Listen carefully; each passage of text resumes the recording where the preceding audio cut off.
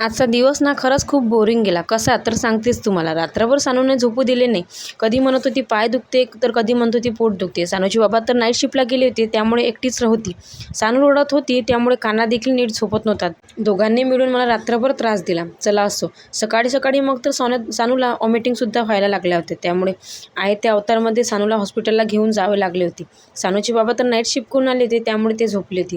माझ्या झोपेचा तर रात्रभर बँड वाजला होता, पण तुमच्या झोपेचा बँड वाजू नये म्हणून सानूच्या बाबांना मी घरीच ठेवलं होतं. तिथे गेल्यावर ना खूप उशीर झाला होता. ऊन पण खूप जास्त होती. सकाळी घाईगीत गेल्यावर फक्त स्वयंपाक करून गेले होते आणि बाकी सर्व काम तशीच पडली होती. त्यात सानूने सुद्धा काही खाल्लं नव्हतं आणि तिने काही खाल्लं नाही म्हणून मला पण जेवण जात नव्हतं. भूक तर लागली होती, पण जेवण्याची इच्छाच होत नव्हती. चला असो. सानू बिमार असली की सर्वात जास्त टेन्शन मला होते. काल तिच्यासाठी मार्केटवरून स्कूल बॅग वगैरे आणली होती, तर ती सर्व सामान घेऊन दिवसभर बॅग अटकून इकडे तिकडे घरभर फिरत होती. पण आज सर्व जागीच बसलं होतं आणि ती शांतपणे झोपली होती.